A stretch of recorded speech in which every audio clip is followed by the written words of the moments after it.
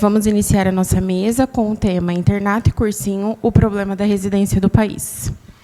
Vou convidar a debatedora Patrícia Cury, médica paliativista, formada pela Faculdade de Medicina da USP, livre docente pela mesma instituição, atualmente leciona na Faceres e trabalha no Hospital de Base Funfar.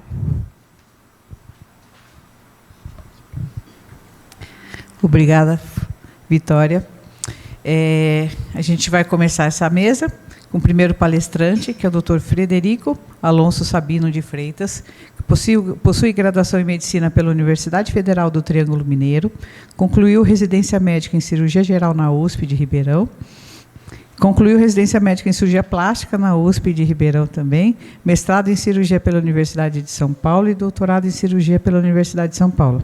Trabalhou como docente e médico assistente na disciplina de Cirurgia Plástica da Universidade de São Paulo, de 2000 a 2010, e trabalhou como docente e membro do Núcleo Docente Estruturante do curso de Medicina da Universidade de Franca, Unifran, de 2007 a 2021. Atualmente é médico cirurgião plástico na cidade de Franca e docente do curso de Medicina do Centro Universitário Municipal de Franca, da Unifacef, atuando principalmente nos segundos temas: cirurgia plástica, estética e reparadora, reconstrução mamária, tumores de pele, queimaduras e metodologias ativas no ensino médico. Muito obrigada por ter aceito o nosso convite. Seja bem-vinda. Muito obrigado. Obrigado, Patrícia. Esse aqui é o que é a ponta. Bom dia a todos. É um prazer estar aqui. Muito obrigado, doutora Patrícia, pela apresentação. Queria agradecer ao professor Felipe Paca, também ao doutor Tufi, pelo convite. É um prazer estar aqui com vocês. Bom, meu assunto é sobre a residência médica e os cursinhos preparatórios, a situação atual. Uma breve apresentação, a professora Patrícia já iniciou.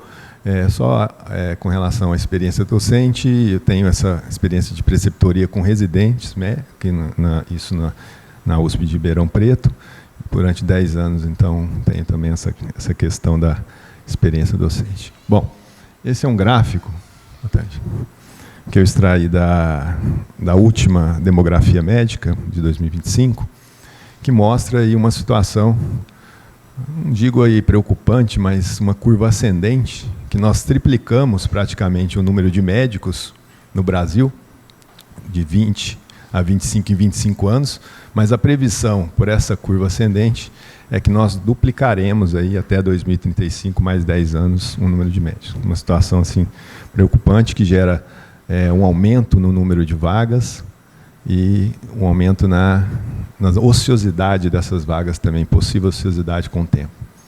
A gente sabe, a gente trabalha com isso, que a residência médica é o padrão ouro, para a nossa formação médica. É lá que os alunos eles completam a parte cognitiva da graduação e do internato e fazem a sua especialização na parte psicomotora e atitudinal, que eu acho que é o complemento mesmo da nossa formação. Mas o que a gente vê aqui, também na demografia médica, que houve um aumento aí em torno de 70% dos alunos matriculados na graduação, aqui em verde, e um aumento nesses 6 anos de apenas 25% dos alunos, dos médicos, cursando residência médica. É lógico, uma situação dessa é sempre multifatorial. Pode ter uma função assim, mercadológica, às vezes a própria opção do egresso, de não cursar a residência, mas eu acho que assim, nós achamos que o que bate e que tem um fator relevante seria a defasagem no número de vagas de residentes para os egressos que saem dos cursos de medicina. Nós vemos aí nesse próximo gráfico que aqui os egressos de 2023, 32.611, e as vagas de acesso direto disponíveis já em 2024, 16, quer dizer, praticamente metade das vagas disponíveis para os alunos que saíram no ano anterior. A Lei dos Mais Médicos de 2013 preconizava, naquela época, que teriam que ser abertas uma vaga de residência para cada egresso do ano anterior. E aí, após esses anos, a gente vê que isso foi frustrante, não ocorreu. Além disso, nós temos no Brasil uma desigualdade regional imensa. o Sudeste e o Sul, aí nós temos aí mais quase 70% dos residentes concentrados nessas duas regiões. Essas desigualdades regionais aumentam ainda a competitividade. Quando nós entramos dentro das cidades com mais de 300 mil habitantes e capitais, aí a concentração de residentes e de cursos, de vagas oferecidas, ela é maior ainda. E aqui também um outro quadro que eu trago para vocês, isso está dentro da demografia.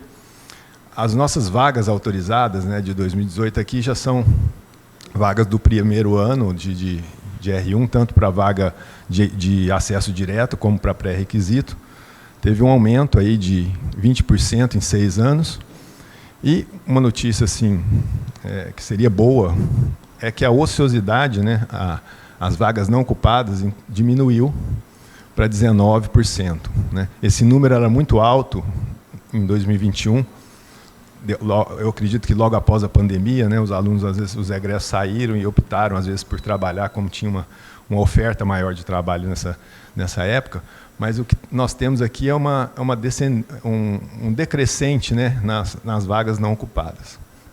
Hoje, talvez aí o salário, né, da residência, a bolsa da residência médica, seja um fator também limitante. Né, eles recebem em torno de 4 mil a bolsa mensal. Essa bolsa não é reajustada desde 2022 para trabalhar aí 40, 60 horas semanais. E a concorrência, que aumentou muito nos concursos, né, nesses últimos anos. Né? Principalmente aí devido aos processos seletivos unificados, SUS Paulista, o PSU em Minas, o ENARE, facilitam o acesso, mas acabam aumentando a concorrência. Existe essa concentração, essa desigualdade de vagas no Sul e Sudeste que amplia também essa concorrência. Então, resumindo, a gente vê assim 3 fatores, né, impactantes dentro dos cursos de residência médica. Primeiro, a defasagem de vagas oferecidas para os egressos. Segundo, as grandes desigualdades regionais, que apesar de ainda permanecer, nos últimos anos, esse mesmo estudo trouxe que no Nordeste e Norte abriram mais vagas do que os últimos anos. Então, pelo menos é uma notícia boa. E eu acho que isso acaba desaguando, né, aqui nessa questão da concorrência dos concursos, que tem aumentado bastante. Por exemplo, o ENARE, em 2020, 4,6 candidatos por vaga. Já 4 anos depois, praticamente mais que dobrou essa concorrência. E existe, é lógico, né, uma variação por especialidade. A gente sabe que o mercado acaba determinando, né, essa concorrência. Então, há áreas aí de dermatologia, neurocirurgia ou cirurgias que são pré-requisitos para as outras residências, e a psiquiatria, às vezes, dá mais de 50 candidatos por vaga.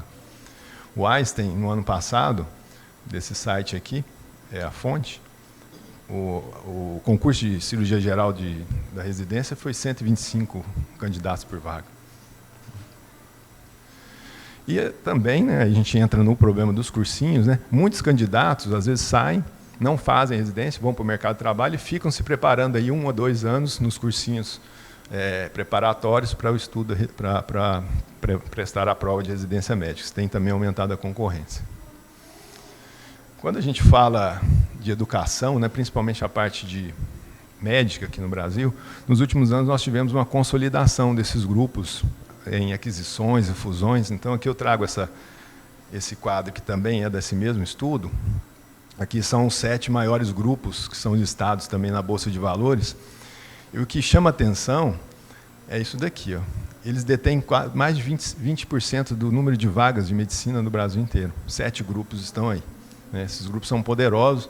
Notem aqui a AFIA, Educação Médica, eles têm 32 faculdades de medicina. Então, eles detêm aí 23 mil dos alunos matriculados, 7,4% das vagas. Então, são grupos poderosos, bem capitalizados, que entraram pesado aí dentro da educação médica aí do Brasil. Destacando a AFIA, não tem nenhum conflito de interesse, mas é um grupo aí que nasceu em 1987, no Tocantins, e em 2009 já lançaram ações na Bolsa de Nova York, na NYSE. É controlada por um grupo alemão. De cara, aqui no Brasil, eles já compraram 10 faculdades de medicina. Então, quer dizer, o poder econômico desses grupos é muito grande. Ó. O faturamento deles em 2024 foi 3,3 bilhões, 15% em 2023, dados do valor econômico. A área de cursinho preparatório para a residência médica da AF é muito forte. Se não me engano, acho que é o Medicel o curso deles. Então, movimenta mais de 200 milhões por ano, né? Então, é um mercado que cresce acima de 10% ao ano. E é lógico, depois da pandemia, né, aulas síncronas ou online, a digitalização desses cursos e o EAD baratearam os custos e escalaram os lucros. Então, quer dizer, é um negócio ainda que está em ascendência. Então, essa área de cursinho aí é uma área que eles estão investindo bastante. E aí gera esse desequilíbrio, né, nesse peso da balança. Quer dizer, um cursinho que era para ser nosso aliado, né, na formação um complemento na formação desses alunos do internato, acaba se tornando, às vezes, um empecilho. Por quê? Porque tem um desequilíbrio no número de vagas, existe uma pressão para aprovação nesses grandes centros por conta da desigualdade, e isso gera também um crescimento desses cursinhos preparatórios. O que isso, né, nessa balança, impacta no nosso internato e, às vezes, na residência médica, que são as fases cruciais da formação médica nossa aí. Isso eu extraí de alguns trabalhos. O que nós temos hoje na literatura, a maioria são trabalhos qualitativos, é lógico que tem alguns trabalhos quant, mas acho que fica um pouco difícil aí padronizar os métodos, né? Muito difícil de fazer essas pesquisas aí com os internos, né? Mas o que a gente tem aí descrito é que, às vezes, os cursinhos preparatórios geram um conflito com o internato, né? Um desvio do foco da prática clínica, né? Ou, às vezes, os alunos faltam as aulas, quando tem essa possibilidade, para poder fazer aquele cronograma do curso preparatório, que é caro, né? Essas mensalidades são caras, né? Faltas frequentes, uma presença passiva nas atividades, eles ficam focados mais em resolver essas questões, em preparar para os concursos, né? E isso gera uma superficialidade no aprendizado, principalmente no aprendizado prático, né? Foca muito na parte cognitiva teórica. Gera uma ansiedade, um estresse, uma competitividade que não é saudável e acaba desvalorizando o currículo da nossa faculdade. Porque o papel do internato para a gente, né, todo mundo sabe, é formar um médico integral, né, tanto na parte cognitiva, afetiva e psicomotora. É a consolidação da prática médica da graduação, é onde o aluno desenvolve o raciocínio clínico, as habilidades técnicas, psicomotoras e, principalmente, né, a parte afetiva, que eu acho que é a mais difícil da gente ensinar para esses alunos, né, que seria o contato humano, o trabalho em equipe, empatia, ética médica. E se ele desvia desse treinamento para esses cursinhos, acaba ficando falho um pouco essa nossa formação. Consequências a longo prazo, isso assim um pouco empírico, isso eu coletei da literatura em trabalhos principalmente qualitativos, né? Podem tornar, né? Isso pode acontecer, né? São possíveis consequências. Médicos inseguros na prática clínica, dificuldade de comunicação e empatia por falta de treinamento e a defasagem nas habilidades técnicas essenciais. Aqui eu trago alguns trabalhos da literatura, a professora Patrícia está aqui, fez esse trabalho de 2019, mas são trabalhos assim, quantitativos, quali também. Não são muitos, não consegui encontrar muitos trabalhos sobre cursinhos preparatórios. Algumas desvantagens são levantadas nesses trabalhos, que os cursinhos priorizam a memorização, quer dizer, é um treinamento para provas, é uma massificação para a resolução de questões, na parte cognitiva, acaba apostilando o nosso internato, né? Então, quer dizer, você foge um pouco daqueles livros, né, que nós tentamos preconizar na nossa bibliografia, os guidelines, para ter as apostilas dos cursos preparatórios. Distancia os alunos das atividades, existe uma dissociação da teoria e da prática, e é lógico que esses cursos são caros, né, as mensalidades são caras, e nem todos os alunos têm condições de arcar com esse custo, e acaba segregando os que não têm condição a uma outra situação. De vantagens também, nesses artigos aqui, isso aqui é um pouco controverso, eu não vi assim, um estudo bem controlado, falando que existe estatisticamente um valor muito maior de aprovação nas residências médicas para quem fazem os cursos, mas assim, nosso índice, assim, em torno de mais de 70% dos alunos do 6º ano, eles estão fazendo esses cursinhos, né? E acaba assim, alguns trabalhos falam que as provas, as notas são maiores de quem faz esses cursinhos preparatórios. O material desses cursinhos realmente é espetacular, né? É um material digital, tem as aulas gravadas, né? Tem as questões, né? Então eles retiram questões de concursos de residência, então isso acaba sendo uma vantagem. Eu acho que o ideal seria a gente tentar trazer esses cursinhos como sendo nossos aliados, né, de alguma forma, não sendo uma questão de competição com o internato, né, mas fica difícil e a gente tenta equilibrar a balança, acho que é o meu slide de conclusão, porque eles são poderosos, né, então esses grupos vão investir cada vez mais, vão captar mais alunos, eles têm informações, às vezes eles mandam e-mails, aí acabam vendo a informação dos estudantes, entram em contato com os estudantes, oferecem, às vezes, até brindes. Se você entrar no meu cursinho, eu te dou um notebook, te dou um iPad. Então, a concorrência realmente é muito grande e a gente, para equilibrar, não sei, eu listei aqui, a gente pode discutir depois, mas dentro da residência médica, talvez reduzir as desigualdades regionais e aumentar o número de vagas. Mas esse aumento é difícil, porque você tem que aumentar com qualidade, né? Não adianta quantidade. Às vezes tem regiões que não têm um número de preceptores adequados, né, para poder fazer esses cursos de residência médica. E para isso, é lógico, precisa de financiamento e formação de preceptores, que isso a gente tem que incluir nas políticas públicas. Instrumentos validados para poder avaliar esse curso de residência médica e ter a capacidade, eventualmente, de credenciá-lo, né? E aqui também, como esses exames, principalmente, são teóricos, né, tem aquela fórmula 90% da prova e 10% do currículo, eles não avaliam os alunos na parte prática. Eu acho que é um pouco difícil até mesmo por logística, mas tem algumas faculdades que fazem um OSCE, fazem uma atividade prática. Então, quando esses cursos obrigam, nas provas de residência, ao aluno fazer uma atividade prática, ele acaba tendo que voltar um pouco e dar mais atenção para o internato e menos para a parte cognitiva. No internato, o que nós podemos mudar?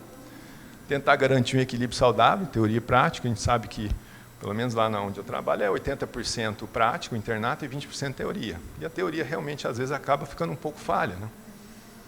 E a gente utiliza metodologias ativas de ensino, e às vezes até baseado em casos, para tentar engajar esse aluno, porque o que a gente precisa é engajamento, né? O aluno estando engajado no nosso currículo de internato, ele acaba equilibrando aí essa balança. E o suporte psicológico e orientação profissional, que eu acho que é interessante nessa fase, é uma fase de muito estresse para o aluno, é uma fase de encruzilhada de decisões, quer dizer, vou ser um clínico geral, vou atuar no SUS, ou vou fazer minha especialidade, né? Obrigado. Mas é isso que eu queria trazer para vocês, eu agradeço a atenção.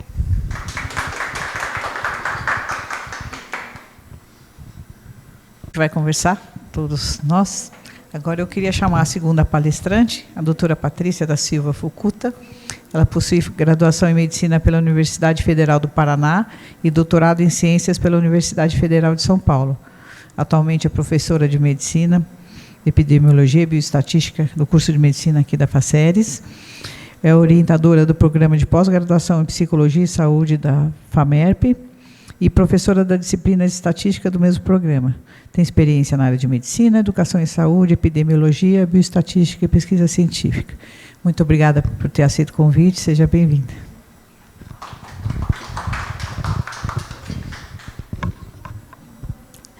Bom dia a todos.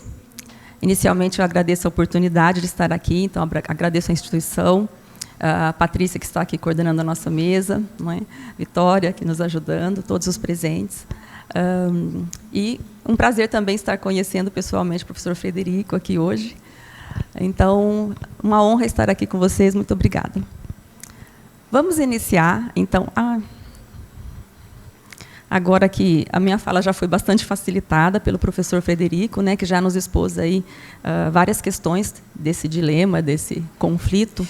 Então, inclusive, depois dessa exposição dos números que o professor mostrou, acho que fica bem claro para nós, né, que realmente a coexistência do internato com o cursinho preparatório não é saudável do jeito que está hoje, não é? O aluno ele se desloca de experiências práticas fundamentais para a sua formação para se dedicar aos cursinhos.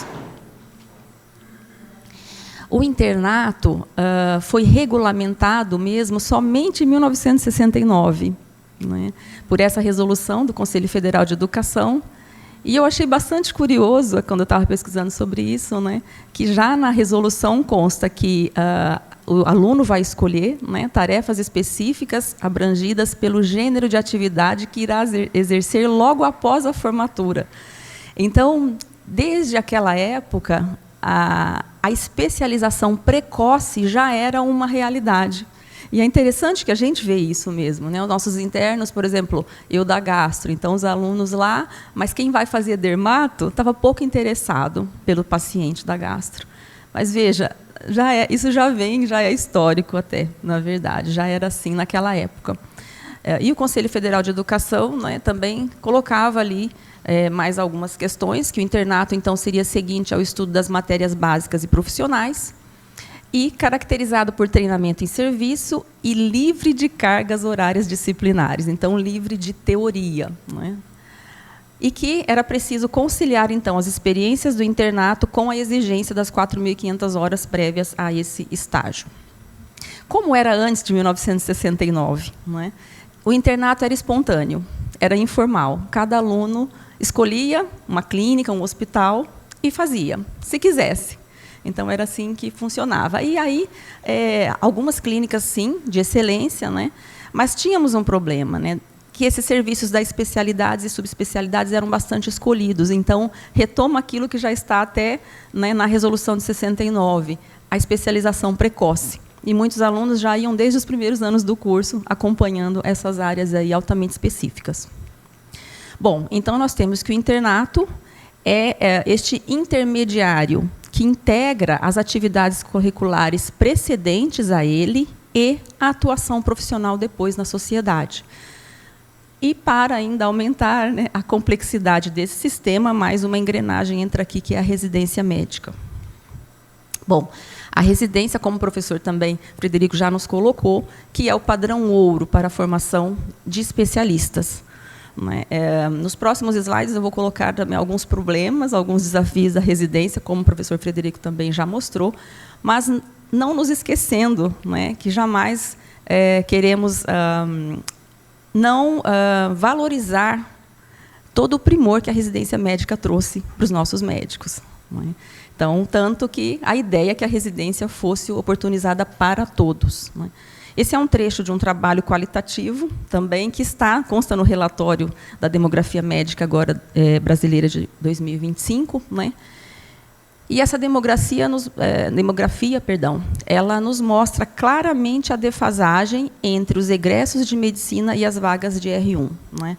Então, como podemos ver aqui, ó, em 2018 nós tínhamos aí talvez 4.000 vagas de diferença, né, entre os egressos. Então, nós tínhamos aqui 17.000 egressos e 13.200 estavam fazendo a residência. Vejam em 2024, aquela defasagem de 16.000 alunos, né, que o professor também já mostrou para nós. Aqui também este gráfico, o professor Frederico já nos mostrou, aquela diferença muito grande, né, da quantidade de alunos matriculados desde o 1º ao 6º ano e residentes de R1 a R5. 10 instituições com maior número de vagas, né, concentram 14%, quase 15% dos nossos médicos residentes do país, e também, curiosamente, de 10 instituições, 9 se encontram aqui no estado de São Paulo. Também o professor Frederico já nos mostrou essa questão da concentração.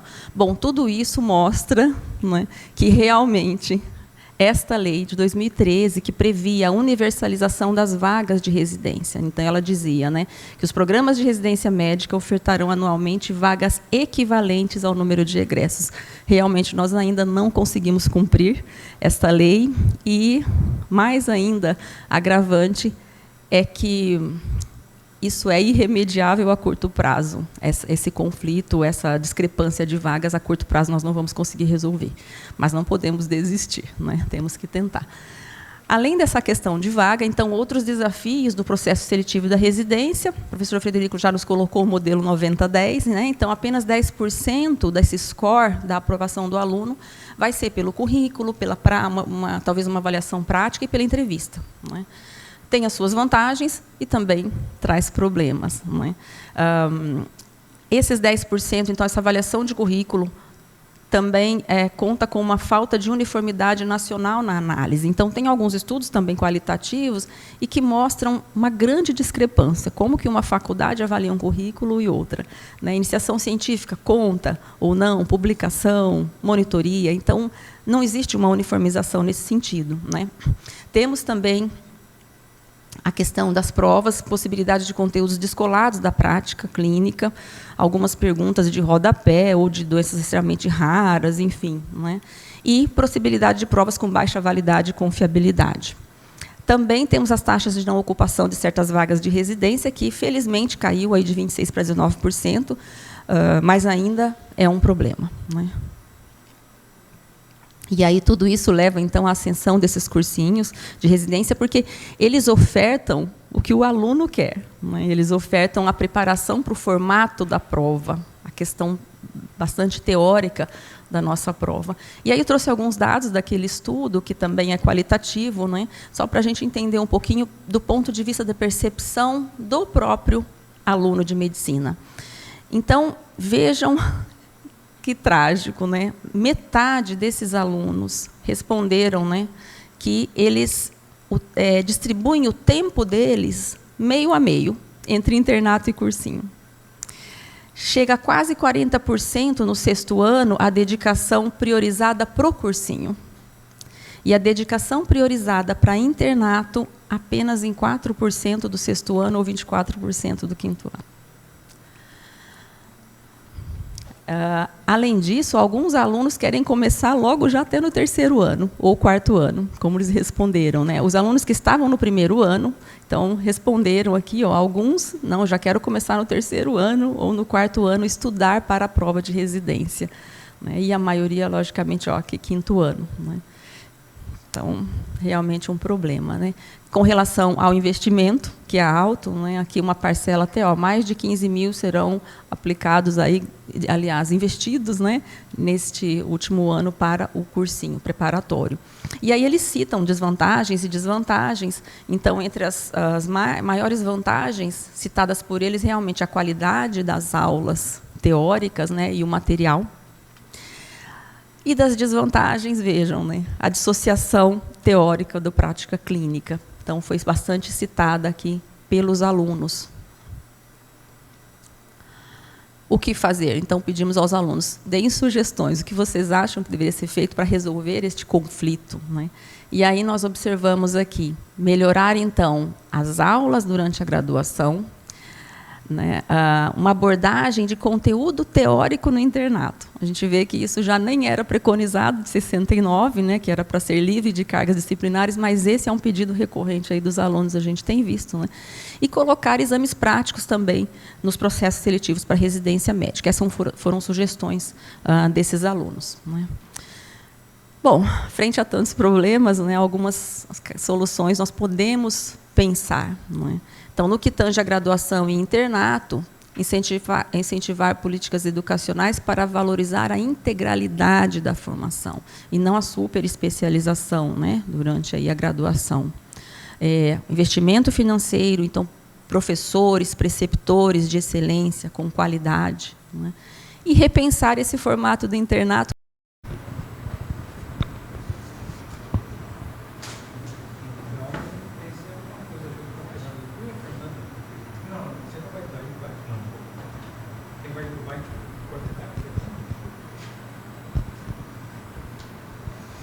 Bom dia a todos. Obrigada pela presença. Vamos dar início à nossa mesa com o tema Força e Percepção dos Professores sobre os Alunos. Eu vou convidar o debatedor, o Araré Carvalho Júnior. Possui graduação em Ciências Sociais na Universidade Estadual Paulista, Unesp, campus de Marília, Faculdade de Filosofia e Ciências, concluída em 2000. Obteve os títulos de mestre e doutor em Ciências Sociais pela mesma instituição. Atualmente atua como professor da FACERES, da Faculdade de Medicina de Rio Preto. Dedica-se principalmente à pesquisa sobre precarização do trabalho, seus impactos da qualidade de vida e saúde dos trabalhadores, bem como os determinantes sociais. Possui vasta experiência em gestão de indicadores do ensino superior e é membro do Comitê de Ética e Pesquisa, acreditado pelo CONEP. Obrigada.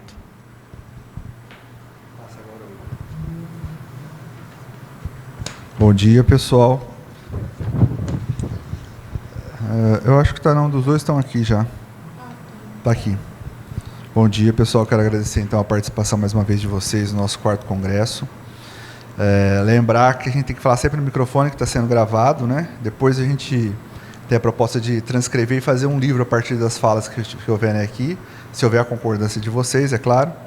Então, eu quero apresentar os dois palestrantes do dia, né? O Eduardo de Castro Rumes, que é médico com residência em psiquiatria e doutorado pela FMUSP, professor colaborador do Departamento de Psiquiatria da FMUSP e coordenador médico do GRAPAL FMUSP, representante internacional da Association for College Psychiatric, chair do Comitê de Comunicação da Association for Academic Psychiatric, comissão executiva do Força, vice-coordenador do projeto ABP, com as Ligas Acadêmicas de Medicina do Brasil e vice-coordenador da Comissão de Atenção à Saúde Mental do médico, e o segundo palestrante, Sérgio Baldassin, professor associado do Departamento de Neurociências da Faculdade de Medicina do ABC, coordenador do Fórum Nacional de Serviço de Apoio a Estudantes de Medicina, Força, membro do Sistema de Acreditação de Escolas Médicas, SAEM e CFM, membro do Conselho de Associação Médica. É um prazer ter vocês aqui e passo a palavra para vocês. Olá, primeiro queria agradecer a presença de vocês no primeiro dia, já 8 horas da manhã, aqui para conversar. A ideia, a gente não tinha muita ideia de qual que ia ser o volume, então acho que vai ser bom porque a gente vai fazer, em primeiro, uma parte mais interativa, depois uma parte mais expositiva e terminar com uma parte interativa com uma pequena prenda no final. Então, todo mundo vai ser convidado a pegar os seus celulares já, porque a gente vai usar o Mentimeter para interação. E aí, queria agradecer também a organização pelo espaço dado e pela recepção super calorosa. O que a gente quer falar hoje um pouquinho? Discutir um pouquinho mitos e verdades sobre o adoecimento psíquico de estudante de medicina, falar um pouquinho do que é o Força, e a gente pensar em estratégias que a gente possa modificar positivamente o ambiente educacional. O que a gente pode fazer para ajudar os estudantes, principalmente em relação à percepção, não só a percepção do que a gente olha de fora, mas também quando a gente vê um estudante em particular. Então, vou pedir para todo mundo pegar, o Sérgio não vale porque ele sabe as respostas, mas todo mundo entrar aqui, por favor, peguem, a gente vai interagir. Eu não sabia quantas pessoas iam ter, então, se a gente tivesse muito mais gente, ia ser bom, tá? E aí fica, inclusive, documentado, depois eu posso passar para vocês, tudo bonitinho. O Mentimeter é um sistema que a gente faz, a gente pode fazer perguntas abertas, a gente pode fazer perguntas que vão ter uma resposta específica. Então, vocês já todos conseguiram entrar no Mentimeter?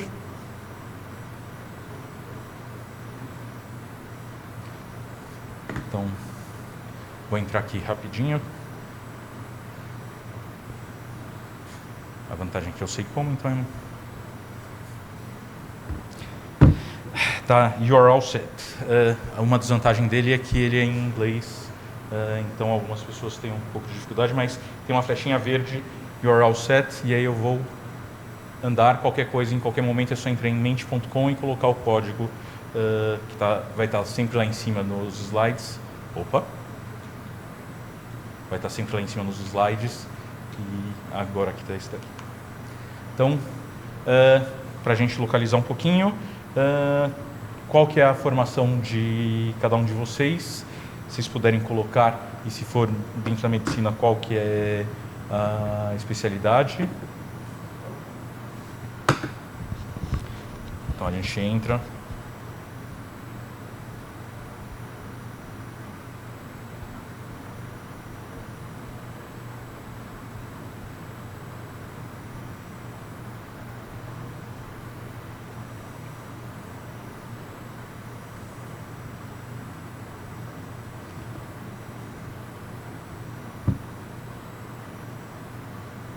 Uma das desvantagens do Mentimeter é que ele faz essa nuvem.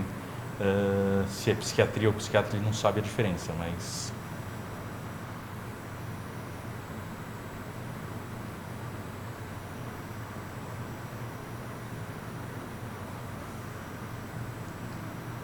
Aqui é mais para vocês começarem a se familiarizar com a plataforma mesmo. E agora a gente vai começar. Temos 4 pessoas participando. Você não precisa necessariamente colocar o nome, mas...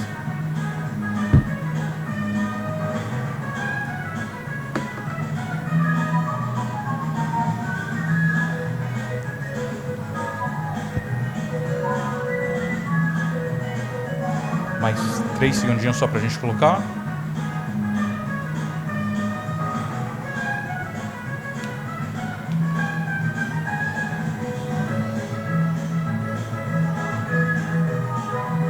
Opa, desculpa, esse daqui, ele deu um erro.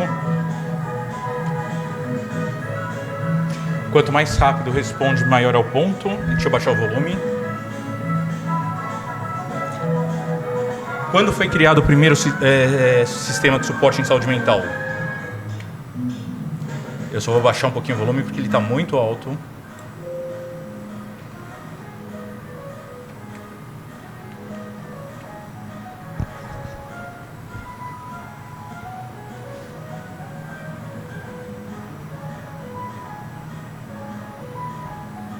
Maravilha, todos voltamos. A Universidade de Alcamar... eu estudei ontem isso, eu não consigo falar agora. Essa daqui é a primeira universidade que foi criada no mundo. A West Point é a primeira universidade que tem um serviço de saúde, em geral, para universitários. É uma academia militar, mas tem curso de engenharia lá. E aí, na década de 30 do século... 2 séculos atrás, foi criado o primeiro serviço. Amherst é a primeira universidade não militar que tem um serviço. E aí Princeton é o primeiro serviço de saúde mental para estudantes de medicina. No caso, para estudantes de medicina, mas é primeiro serviço para universitários. E foi criado porque eles percebiam que muitos estudantes de medicina abandonavam a faculdade. Isso tem tanto a ver com o fato que a gente vê, então a gente acaba criando um serviço relacionado, mas também que é um curso que é mais caro. Então, mais de 100 anos atrás, isso já era uma questão. E o primeiro serviço que aparece no Brasil é na Federal do Pernambuco, na década de 70, com Galdino. Ele, infelizmente, foi interrompido e atualmente um dos serviços mais antigos em funcionamento é justamente o Grapal. Então, aí, para a próxima.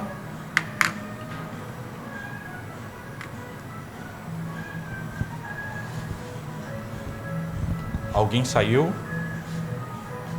Só voltar.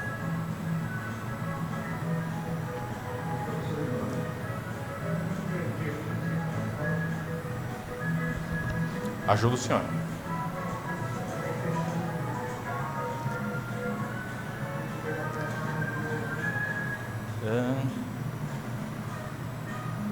Onde está o navegador que o senhor usa? Qual navegador? Qual Safari, Chrome? Para entrar na internet. Não, para entrar na internet. Aqui. Opa. Deixa eu abrir uma nova.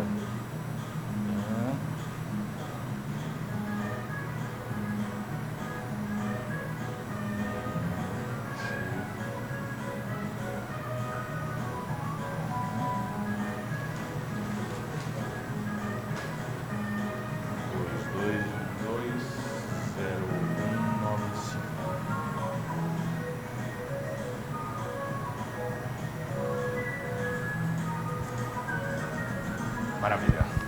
Então,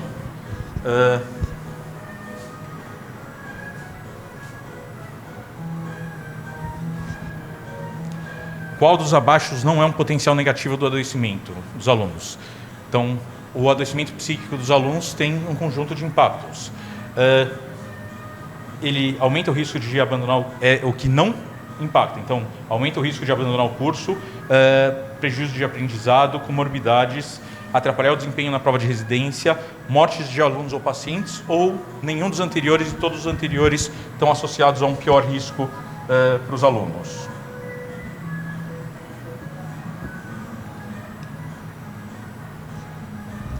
Então, a gente sabe que sim, o adoecimento psíquico aumenta o risco da pessoa pensar e abandonar o curso, qualquer que seja, em especial medicina. Tem prejuízo de aprendizado, você tem alterações cognitivas que vão favorecer que o aluno não aprenda tão bem. Aumenta o risco de comorbidades, tanto clínicas, com hipertensão, com diabetes, mas doenças gastrointestinais, dores, mas também aumento de risco de dependência química, piora o desempenho nas provas, inclusive prova de residência, foi inclusive o tema do meu doutorado, aumenta o risco de o aluno pensar em suicídio e pensar em mortalidade de paciente, então nenhuma das anteriores.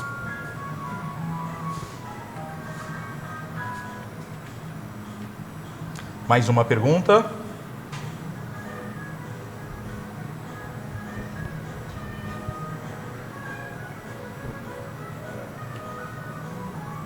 Deixa eu baixar um pouquinho mais o volume, porque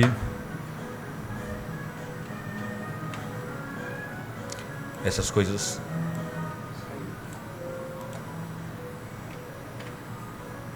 Então...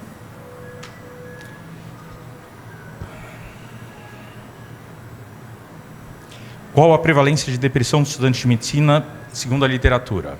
Ela é menor que a população geral, é igual à população geral ajustada para a idade, maior que a população geral, mas similar a outros universitários, ou maior que a população geral e que outros universitários?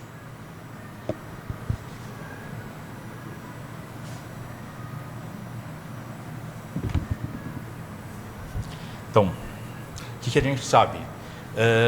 A prevalência de depressão em estudantes de medicina é de mais ou menos 27% nas estatísticas mundiais e 31% nas estatísticas nacionais. Isso faz com que seja maior do que a prevalência de depressão quando a gente olha para a população geral, que é mais ou menos uns 8%. Mas, se a gente compara, por exemplo, com um estudante de engenharia, a gente tem uma meta-análise com estudantes de engenharia, com estudos internacionais, deu 27% os dados. Então, similar com os dados da DIRB e outros resultados. A gente pega o Health Minds, que é uma corte internacional importante, a gente vê números sempre parecidos com isso.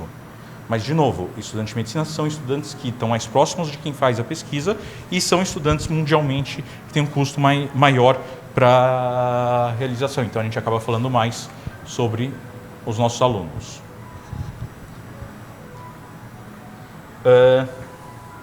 Agora, nos últimos 40 anos, a depressão, ela reduziu, ela se manteve igual, ela só aumentou depois do Covid, ou ela aumentou e piorou na época do Covid?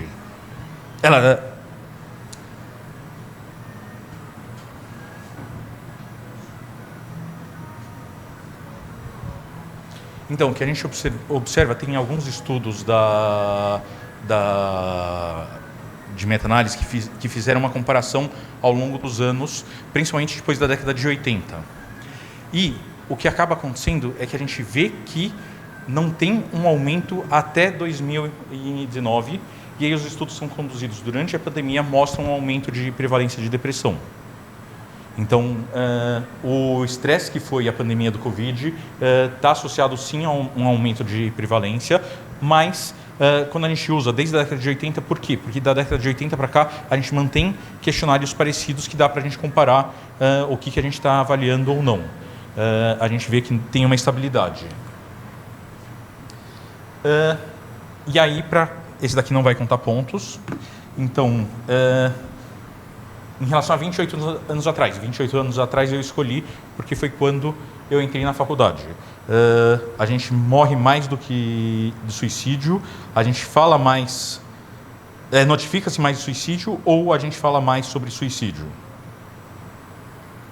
Então, qual que é a opinião de vocês sobre a percepção de como que o suicídio está na sociedade?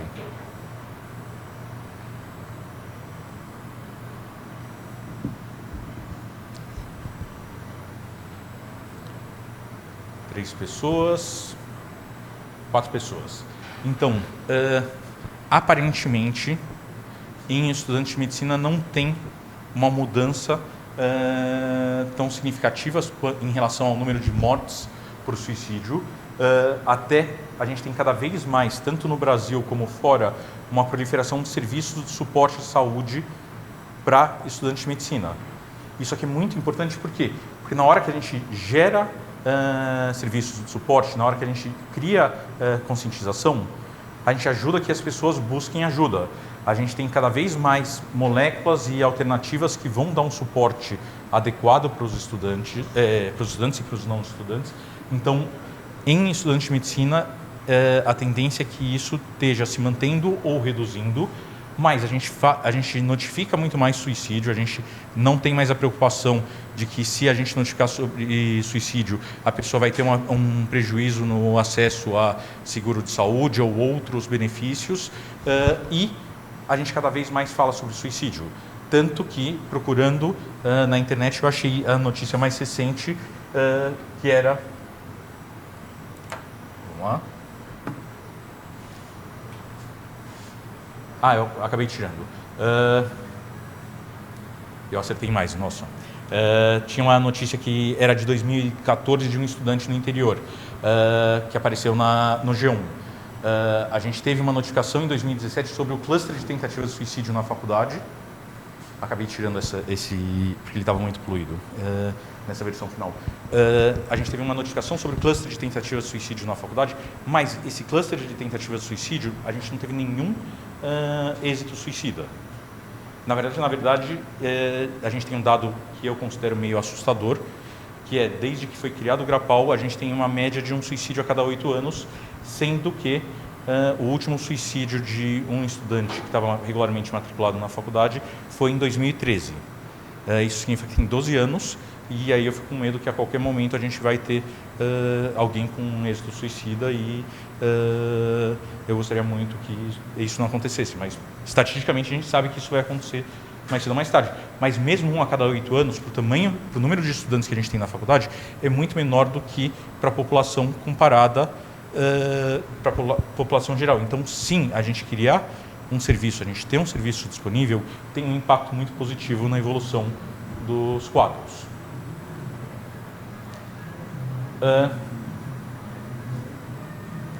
Aí, a próxima.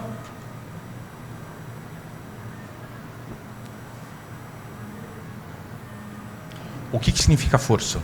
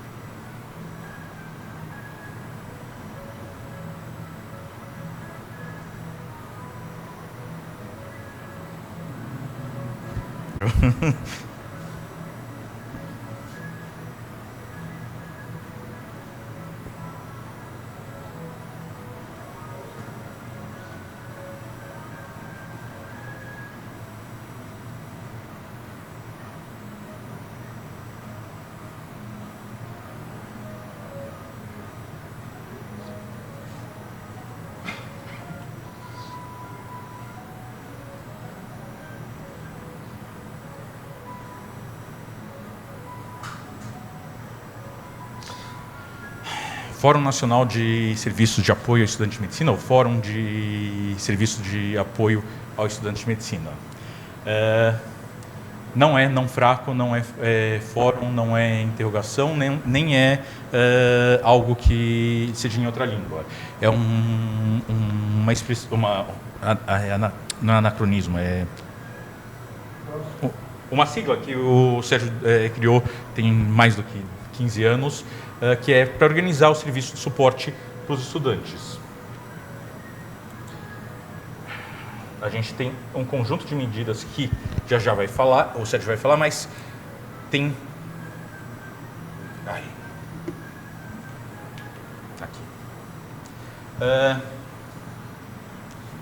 Quem que pode participar do Força?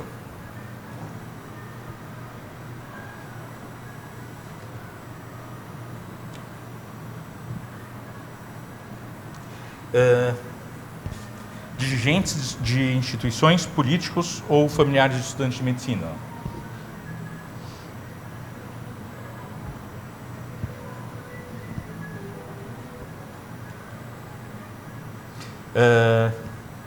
Dirigentes de instituição, quem mais?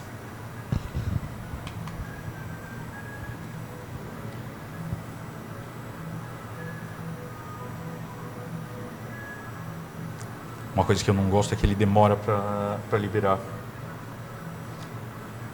Quem mais pode participar?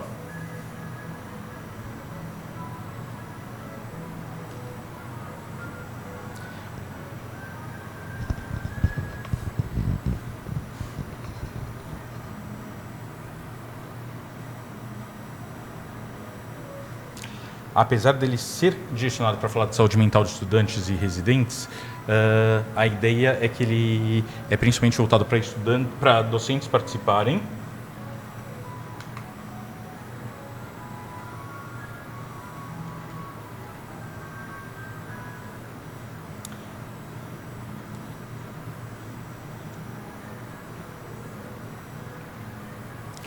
Estudantes de pós-graduação do tema, pesquisadores, profissionais dos serviços de suporte ou todas as anteriores.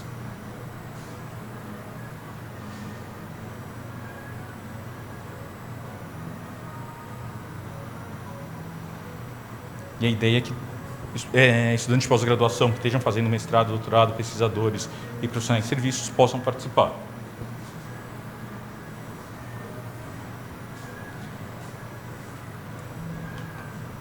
Então, agora o Sérgio vai falar um pouquinho.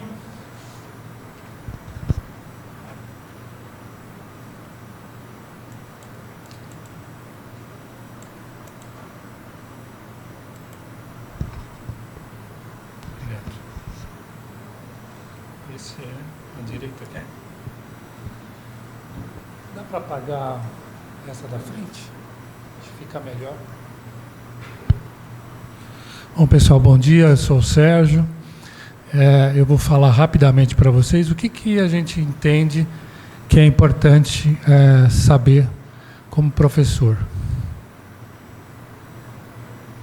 Primeiro, sobre o Força. Nós estamos em quase todas as capitais brasileiras, estamos em algumas mídias, nós somos mais prevalentes no Sudeste, no Nordeste, a maioria não é sócio da ABEM, e a maioria de nós são psiquiatras, psicólogos, pedagogos, mas temos filósofos, matemáticos.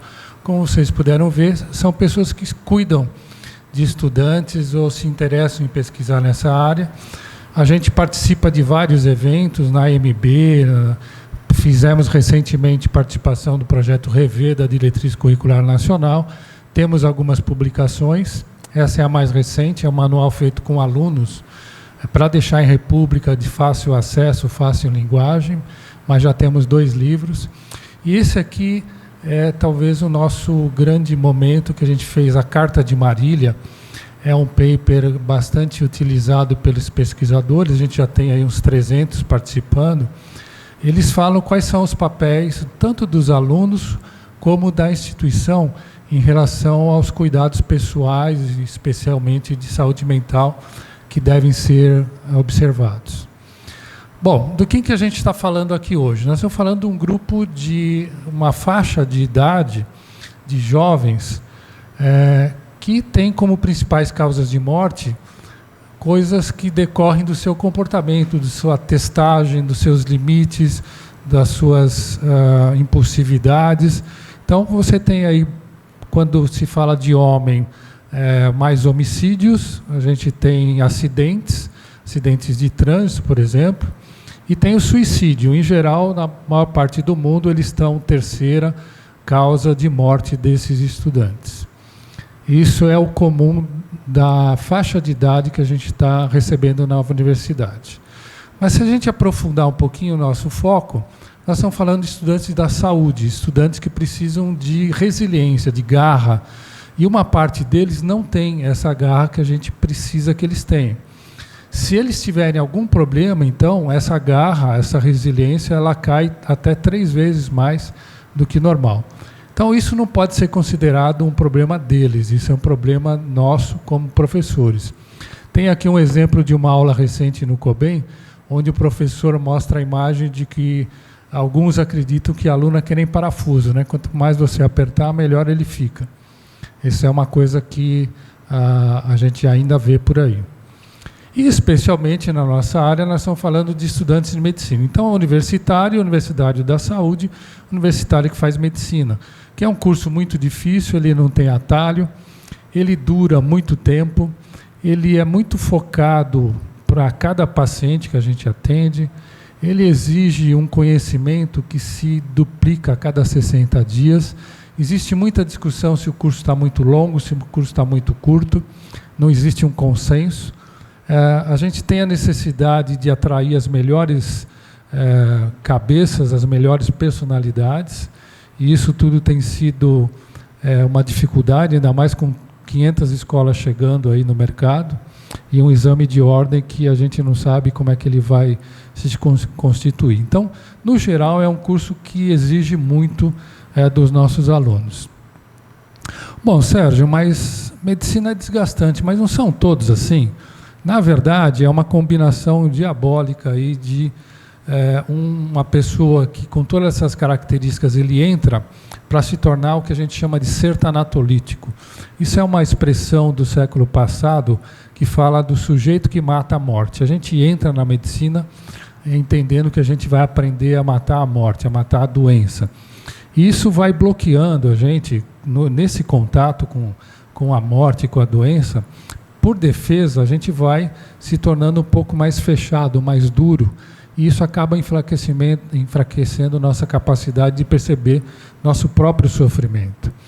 Esse cenário, que é de um curso fascinante, de uma profissão maravilhosa, que nos dá prazer 6 dias da semana, mas em alguns dias da semana nos dá muita dor, muita preocupação, ele pode ter riscos, né? E disso que a gente está falando hoje.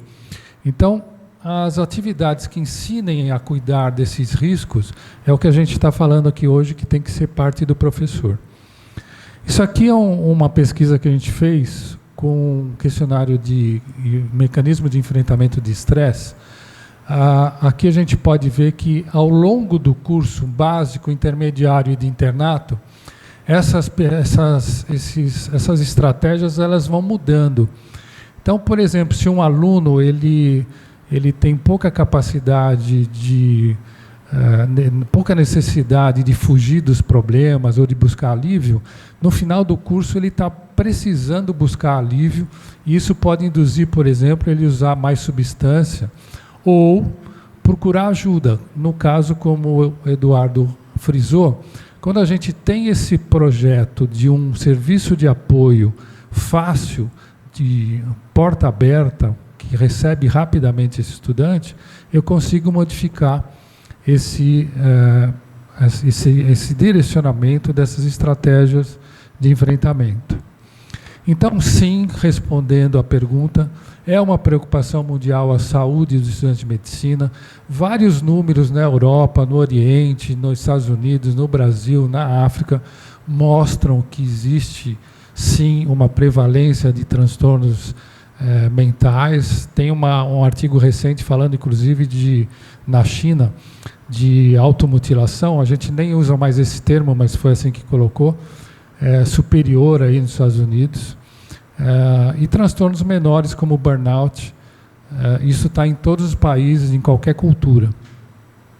Mas, professor, não é muita depressão? Sim. Nos últimos anos, a depressão é um desafio, ela tem aumentado.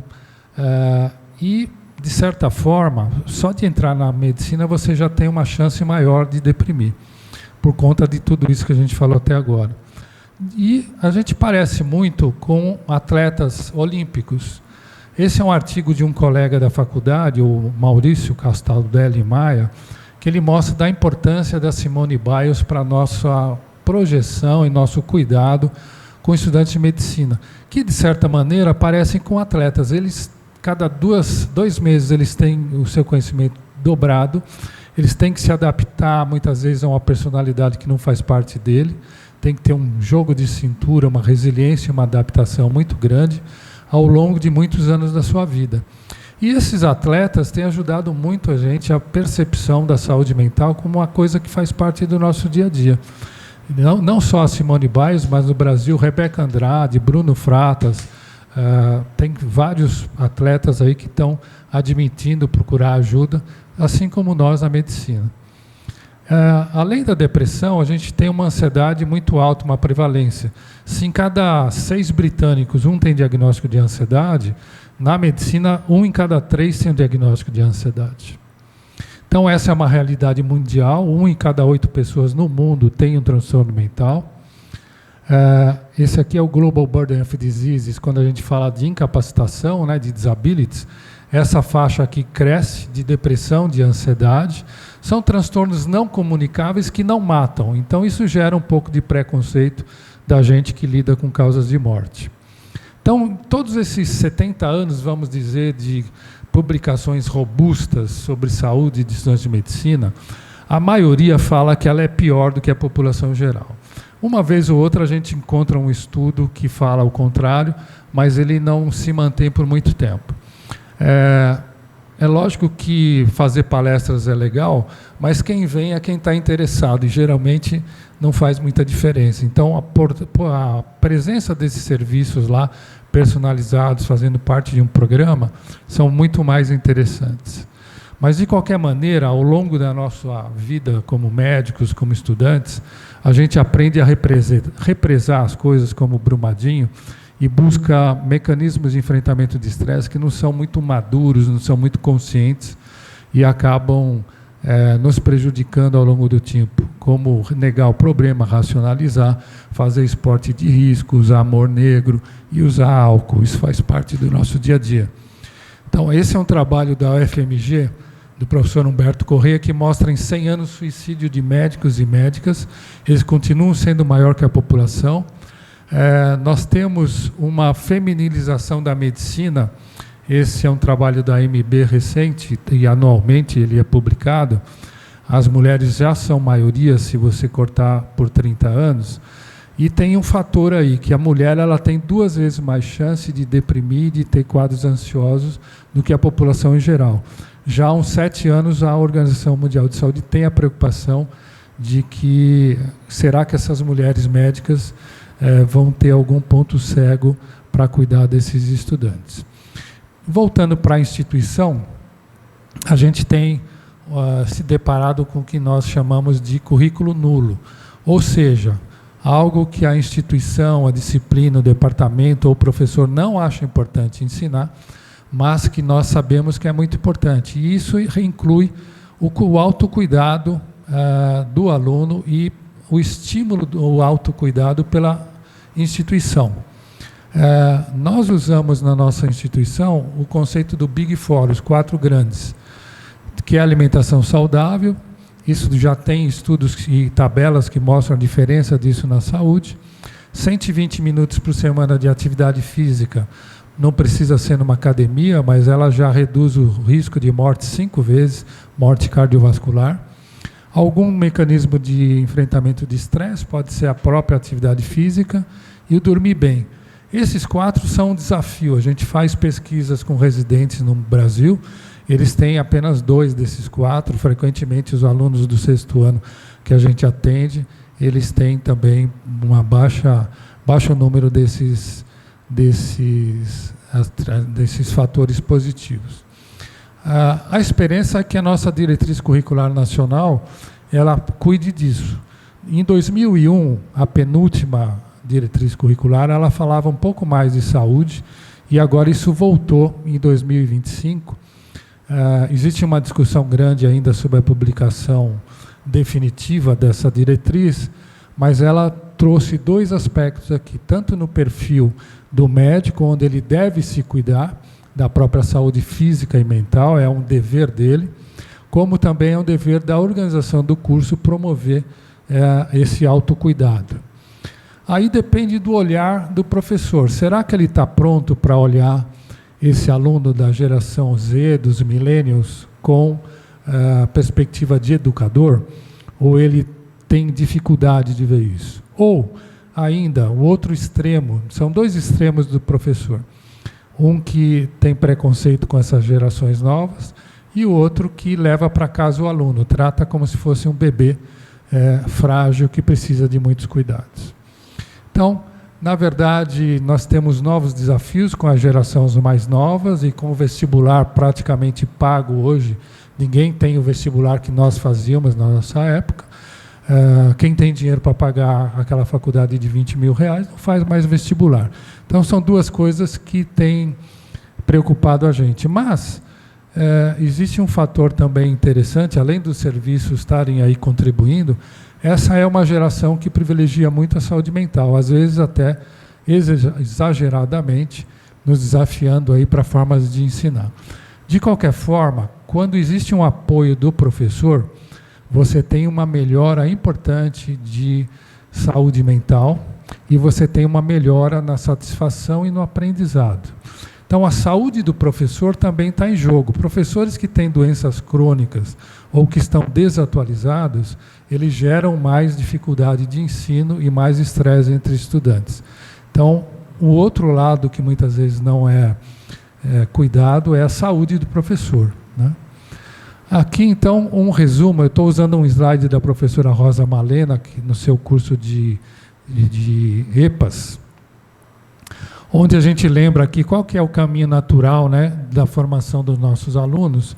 Toda essa formação, todos esses caminhos podem estar comprometidos na sua atitude, no seu raciocínio, na sua capacidade de fazer anamnese, na sua objetividade, se você tiver algum desses transtornos prevalente. E se a gente fizer uma conta muito grosseira, ao longo da sua formação, em média 43 anos de atividade, nós vamos atender quase que 250.000 de pessoas. Essa é uma conta rasa, hein? Então, é uma obrigação nossa fazer esse aluno se formar bem, cuidar bem da sua saúde. Por quê? Quando eu cuido melhor dos estudantes, eu estou diminuindo riscos ao nosso público, a esse público que vai passar pelo atendimento desses alunos durante 40 e poucos anos. Se eles não estão bem de saúde, eles cometem mais erros, eles geram menos satisfação, eles dão atendimento incompleto, subótimos, como isso já está provado. Então, resumindo, nossa população docente, ela precisa, sim, ter equilíbrio emocional e proporcionar equilíbrio emocional, buscar, infelizmente, mais um trabalho para nós professores, sim. Poxa, Sérgio, já faço tanta coisa. Pois é, mas você tem que ficar atento. Eu lembro de um coordenador do primeiro ano, ele me chamou, ele detectou 9 alunos que estavam indo mal em mais de uma disciplina. Dos 9, 7 precisavam do nosso atendimento. E daí em diante eles melhoraram. Então, essa tem que ser um objetivo pedagógico, criar um ambiente mais saudável para os nossos alunos. Era isso que eu tinha para falar. Muito obrigado.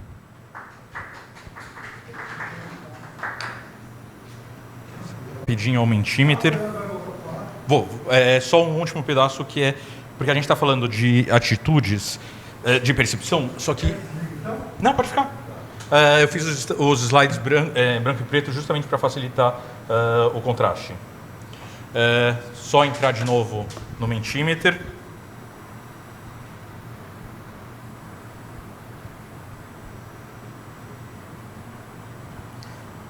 Tá de novo aquela setinha verde do You're All Set.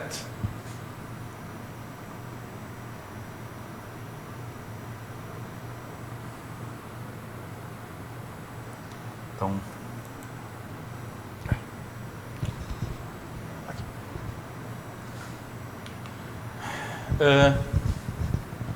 o quanto que cada um de vocês se sente à vontade para falar com estudantes de medicina sobre a saúde física deles, a saúde mental deles, dificuldades acadêmicas que eles podem estar apresentando, e sobre questões da instituição que eles estão inseridos.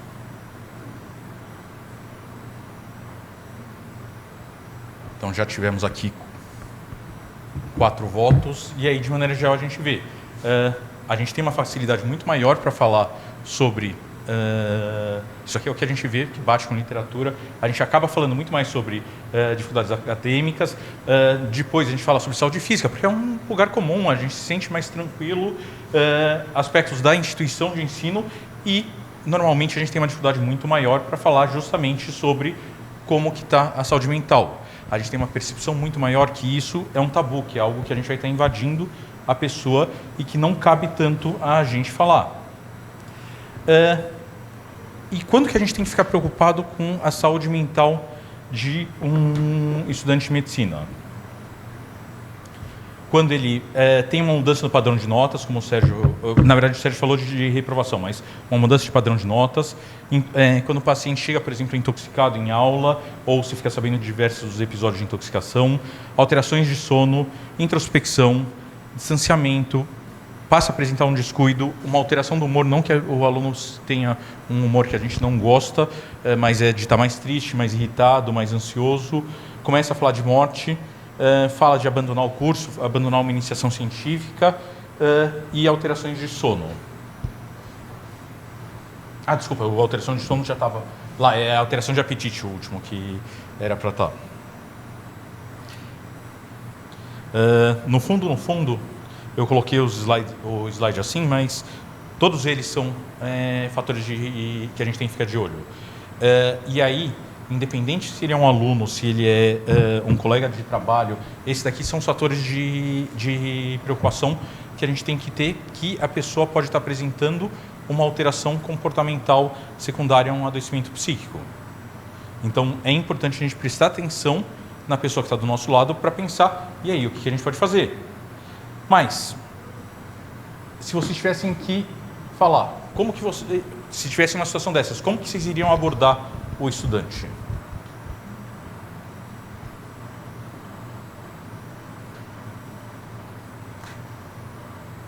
Ia ser um e-mail, ia ser um WhatsApp, conversar pessoalmente, falando.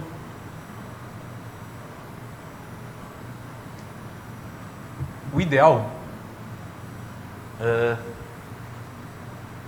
falando, ouvindo, interagindo, de preferência presencialmente, e a gente podendo mostrar um conjunto de situações. O que é que a gente teria para apresentar? E aí aqui, mais uma vez, o joguinho está de volta.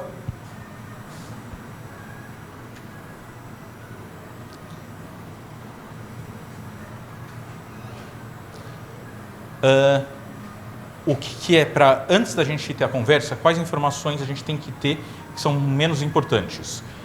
Onde que ele vai poder buscar ajuda? Quais são os recursos financeiros individuais? Quais são os preconceitos que a pessoa tem? Ou se eu individualmente estou num bom momento? Apesar das duas pessoas terem falado, se eu individualmente estou num bom momento, isso é importante. A gente tem que ter consciência que, às vezes, vão ter pessoas que não vão estar num bom momento e vão ter pessoas que nunca vão ter esse bom momento. Um exemplo que eu dou é o meu pai. Meu avô paterno morreu por suicídio. Meu pai não conseguia falar com ninguém quando ele estava preocupado com a saúde mental das pessoas. E aí a melhor coisa que teve para ele foi a hora que eu virei psiquiatra. Porque aí ele tinha amigos na universidade que ele estava preocupado, falavam, marca uma consulta com o Eduardo, vai falar com o Eduardo porque eu estou preocupado que está acontecendo alguma coisa. É importante a gente prestar atenção que preconceitos podem sim atrapalhar. Então, muitas vezes, se a gente chegar e falar, putz, Sérgio, estou preocupado que você não esteja bem, a pessoa pode ter uma preocupação, considerar que, putz, eu estou te dizendo que o Sérgio é mais fraco. E a ideia não é essa. É importante a gente saber onde ajudar a pessoa a buscar ajuda, seja na instituição, seja na rede pública, ou se tiver uma indicação. E a questão de recurso financeiro individual, dado que a gente tem um sistema de saúde que muitas vezes vai ter um serviço próprio da faculdade, não é a mais importante de todas. E, por último,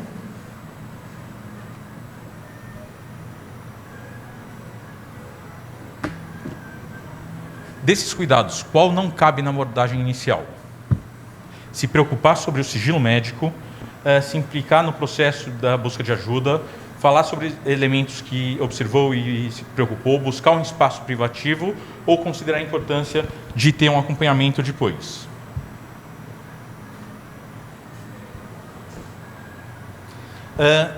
A gente vai estar falando como pessoa, não como médico, não é uma consulta que vai estar sendo estabelecida. Então, tem a questão da preocupação do sigilo médico, não cabe, mas a gente tem que se implicar. O ideal é que a gente vire e fale, nossa, eu estou preocupado, estou vendo você está chegando esses dias mais triste, estou vendo que você está deixando de entregar os trabalhos, estou vendo que as suas notas estão caindo ao longo do semestre, o que está acontecendo? Estou preocupado com você. Isso vai fazer com que o aluno seja muito mais aberto à ajuda. Como que a gente pode procurar ajuda? E fazer isso não no meio da sala de aula com um monte de colegas ouvindo, mas chamar para um café, chamar para uma sala, inclusive falando, olha só, eu estou vendo tudo isso, talvez seja importante você buscar uma ajuda, buscar um segmento.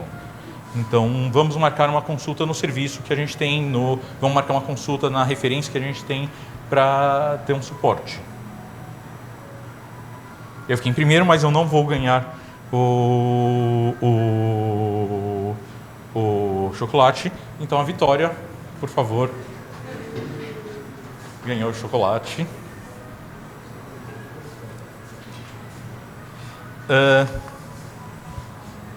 E aí a ideia era mais a gente poder discutir essa questão de percepção e como que a gente vai lidar. E agora a gente começa a conversar um pouquinho.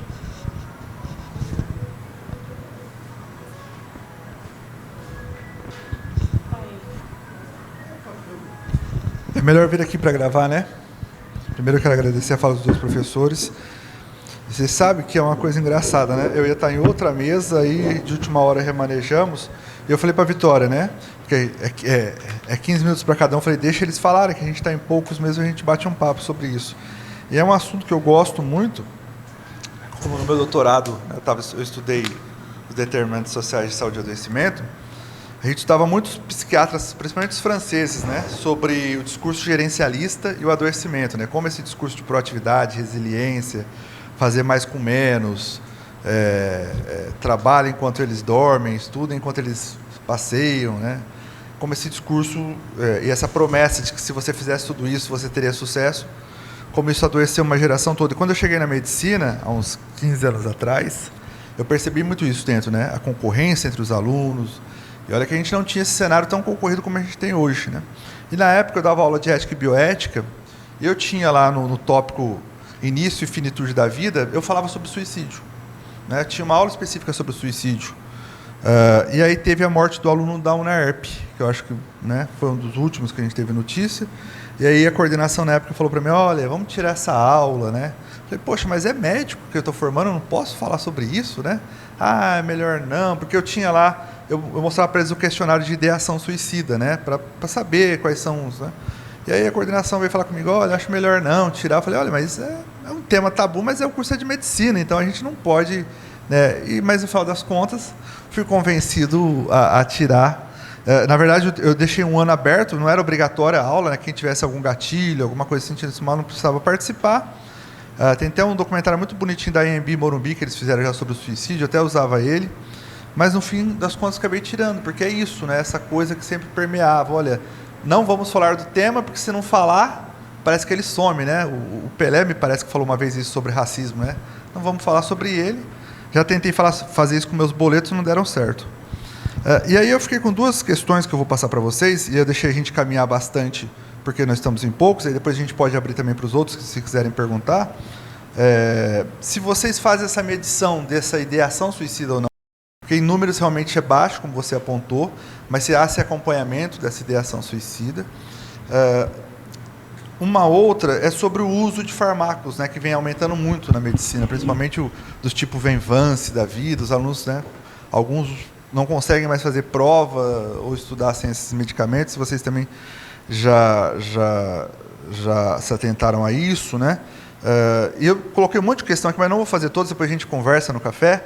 E a última é sobre o burnout, né, na medicina, né? como vocês analisam isso assim?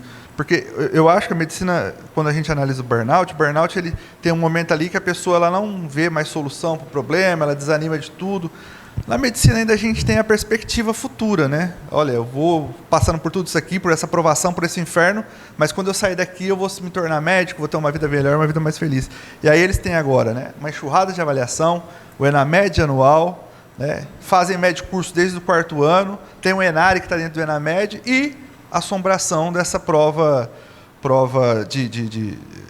de ordem, que eu entendo que para a sociedade ela tem um apelo muito grande, mas para o problema em si, não muito. Então, são essas questões. Você quer já abrir para todas, se tiver mais perguntas, aí eles respondem, depois volta para a gente ter o café. Alguém tem mais alguma pergunta para...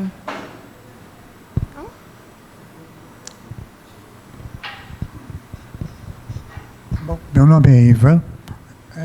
Eu fico preocupado aqui na faculdade e na minha experiência como professor, é esse aspecto que a gente chama de conativo, quer dizer, o aspecto do bem-estar do estudante de medicina. Quer dizer, ele precisa estar bem para poder aprender. E o que a gente vê é que existe 3 aspectos: o lado do professor, o lado da instituição e o aluno. Se a gente consegue uma boa harmonia entre esses 3 aspectos, a gente tem uma boa condição de fazer um bom aprendizado. E o que a gente vê é que é uma verdadeira guerra. Parece que são 3 trincheiras, cada um dando tiro para todo lado. E eu não sei qual é o melhor caminho para a gente solucionar isso. Quer dizer, por mais diálogo que a gente possa colocar, a coisa não anda. Então, eu não sei qual a sugestão de vocês para dizer, como é que eu vou conseguir uma boa harmonia entre esses 3 aspectos. Obrigado. Mais alguém? Eu vou começar com...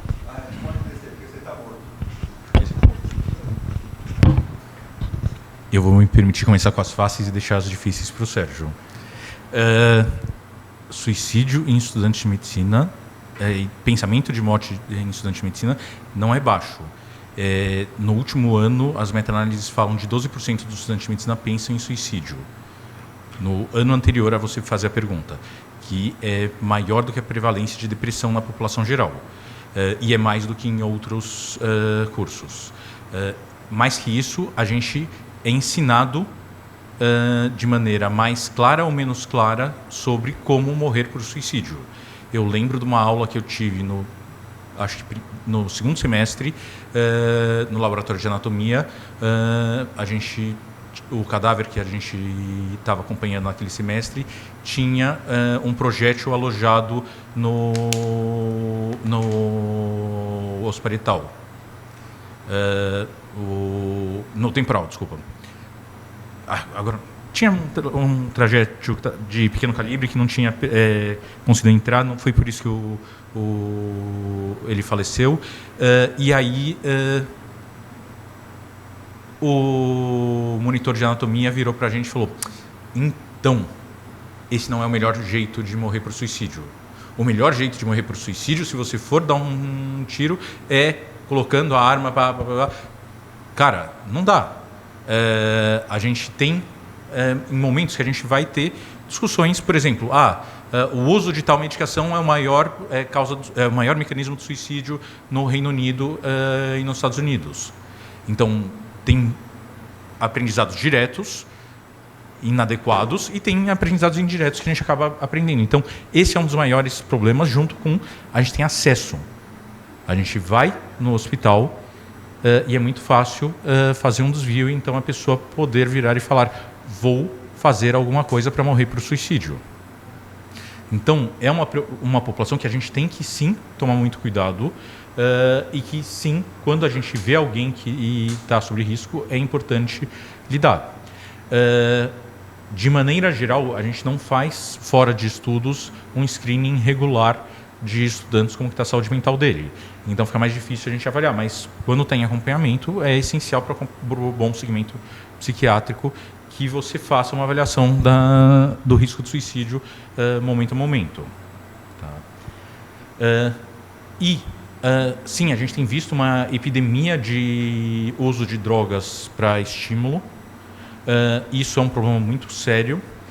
E um dos maiores problemas é que a gente vê, tem alguns estudos mostrando que você usar os estimulantes, se você não tem indicação, está associado a uma piora do aprendizado de fato. Tem uma piora no desempenho nas avaliações. Por quê? Porque quando a pessoa não tem o TDAH e usa um estimulante, ela vai ter uma percepção de melhor aprendizado e, inclusive, ele vai estudar muitas vezes menos do que ele precisaria e ele se sente muito bem porque dá uma sensação de euforia, mas, de fato, aquilo lá não se traduz numa aprendizagem de qualidade. Então, a gente tem que tomar muito cuidado porque tem esse mito entre os alunos, entre os profissionais, que eu vou atender e vai melhorar o meu desempenho, mas não, isso não é verdade. E aí, as duas perguntas cabeludas de vocês eu deixo para o Sérgio. Bom, vamos lá. Bom, acho que é importante, você falou primeiro do suicídio, lembrar que o suicídio, em 99% das vezes, está relacionado à saúde mental, a presença de doença mental e ou uso de substância. Então, não é uma aula sobre suicídio dentro da ética ou dentro da clínica que vai estimular esse aluno. Isso é errado. Quanto a fazer um screening, né, de ideias de suicídio, a Organização Mundial de Saúde, há muitos anos atrás, ela fez um alerta sobre isso. Toda vez que você faz um questionário em determinado grupo, você tem que estar preparado para os resultados disso, porque vai reviver uma ideia que já teve, ou vai estimular uma ideia que já teve, ou alguém recentemente perto cometeu suicídio e você está reavivando essa ideia. Então, professor, vamos fazer, tem um questionário bacana para ver ideia suicídio? Não faça isso, né? Isso é para profissional. Agora vocês viram que saiu a NR1 do governo federal, a norma regulamentadora para avaliar risco psicossocial nas empresas. Isso vai valer para as instituições. Olha que loucura que vai ser isso aí. Nós estamos pensando nas consequências de fazer esse levantamento. Será que ele vai ser anônimo? Ele vai ser por setor? O que ele vai indicar? Ele vai facilitar aqueles falsos alunos, falsos funcionários, com alegações falsas de que a instituição causou isso, causou aquilo na saúde dele. Então, saúde mental tá em voga aí. Segunda coisa que você falou dos fármacos. Olha, Chemical Way of Life é marca da medicina, do estudante de medicina. Se no passado eram outras drogas, agora elas são outras mais potentes. E tem um grupo que sempre vai usar, apesar da gente falar que pode perder um potencial cognitivo, pode facilitar o aumento de ansiedade no período que não está usando, mas não adianta. Então, como lidar com burnout? Você perguntou aqui. Primeiro, o burnout já caiu no popular, mas ele é um diagnóstico que está ligado ao trabalho ou ao desemprego. Então, quem faz o diagnóstico pericial do burnout é o médico do trabalho. Mas a gente usa burnout de maneira... eu estou burnoutado hoje, eu fiz a prova do professor e ele me deixou burnoutado. Isso caiu no popular, mas não é isso que a gente está falando. Burnout entre nós é sempre presente, aumentou pouco mesmo na pandemia. Tem uma enquete, uma survey do ano passado, por especialidade médica, que mostra que mesmo durante a pandemia não aumentou muito. Então a gente é um povo burnoutado. O que mais interessa para a gente quando a gente fala de burnout na medicina é o cinismo, é a frieza, a falta do olhar para o contato com o paciente. Então, quando a gente está falando de burnout, na verdade a gente está falando de quadro de depressão ou quadro de ansiedade. A interação entre os três eixos, professor Ivan, Olha, está mais difícil, né? Eu tenho assim uma inveja enorme de alguns professores, você que tem contato com serviços fora do país, quando eles têm um instituto que cuida só disso, né? Do bem-estar do aluno, do professor, dessa interação, do colaborador. A gente não tem perna para isso. Eu visitei uma escola recentemente que tem 300 alunos. Como que você fica atento? Como é que você lida com uma população de 300 alunos? Eles se queixam que você não tem muito contato, e você muitas vezes tem dificuldade de ter contato com eles. Eu não tenho uma resposta para a sua pergunta. Eu penso sempre que o negócio é trabalhar um por vez. O que a gente pode fazer é pouco. Muitas vezes também, se a gente não consegue ter mais um approach, um contato adequado, acho que está na hora da gente pensar em fazer outra coisa. Ficar num outro departamento que não seja o contato direto com os alunos. E, se puder, vamos dizer que você tem uma dificuldade. A gente tem, né, determinadas classes entram, elas são diferentes de outras, totalmente. Logo de cara, nas primeiras semanas, você já vê que é um grupo diferente. Encontrar alguém mais maduro, a gente está recebendo um pico de alunos da medicina de 30 anos. A gente está vendo alunos mais maduros que fizeram outro curso e vieram para a gente. Esses, em geral, são bons contatos para a gente ter, para fazer uma melhora da nossa relação com eles. E uma coisa que a gente não falou aqui, importante, é um elo que a gente esquece, muito importante para buscar esse equilíbrio, para proteger a população de médicos mal formados, é o residente.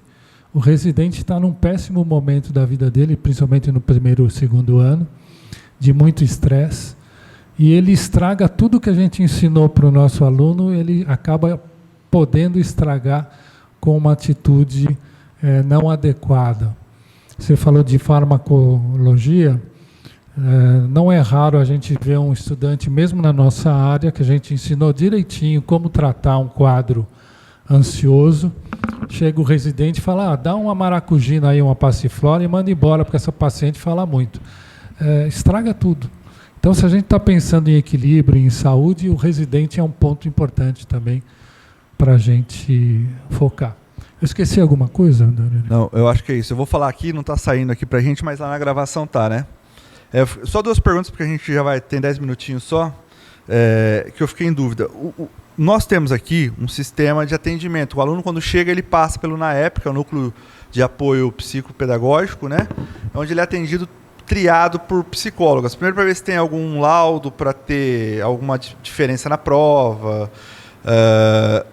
Mas aí a gente bate o confronto assim, a instituição precisa saber de algumas coisas para poder trabalhar. Ao mesmo tempo, a psicóloga não pode fugir do sigilo profissional dela. E eu não sei se esse é o melhor formato, né? Porque eu vi você falando essa coisa, o professor que está próximo consegue fazer essa visualização. A gente já trabalhou também com mentoria, dividir em grupos menores, apadrinhamento, sabe? Dividir em grupos menores para ser padrinhos. Mas a gente ainda não conseguiu chegar numa forma de tentar modular isso que o professor Ivan falou aqui, sabe?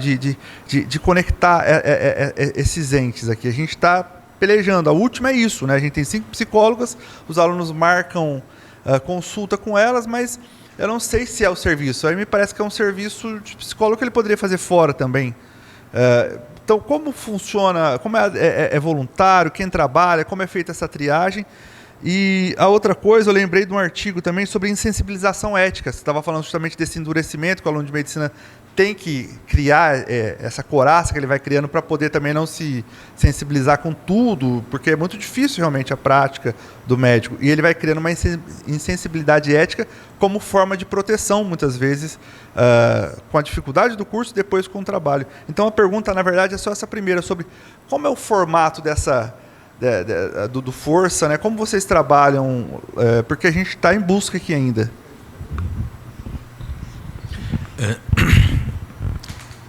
Vou começar pela parte de organização de serviço, porque eu acho que é uma questão importante. Eu não acho que... eu acho que talvez aqui a gente tenha... A tua pergunta ela passe por diversos aspectos diferentes. Primeiro, se a gente está fazendo uma avaliação de que alunos têm uma necessidade de adaptação, isso não demanda um atendimento psicológico. Isso pode ser feito por um procedimento administrativo. O que na Faculdade de Medicina da USP a gente faz é que a gente tem... O aluno procura o serviço de graduação e é feito um fluxo que o profissional de saúde mental ele é incluído no meio da situação para ver se aquele diagnóstico, se foi preenchido os critérios mínimos, e a gente não tem uma questão pericial de ver o aluno, é muito mais para olhar e falar, isso aqui parece que está bem feito ou não. Então aí não entra a questão que eu estou vendo e quebrando o sigilo. Esse é um jeito de bypassar essa questão.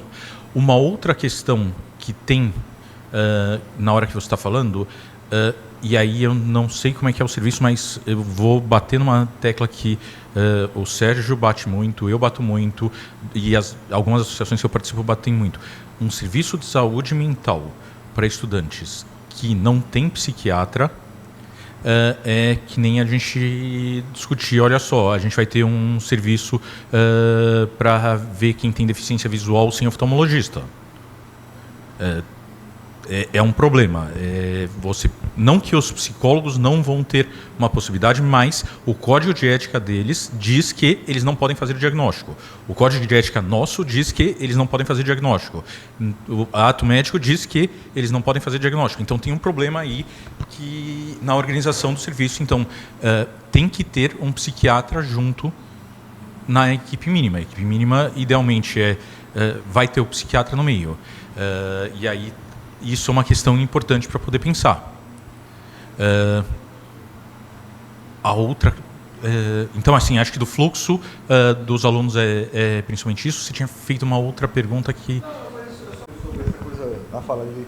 Eu recordei desse conceito de insensibilidade ética. Que o aluno vai... Sim.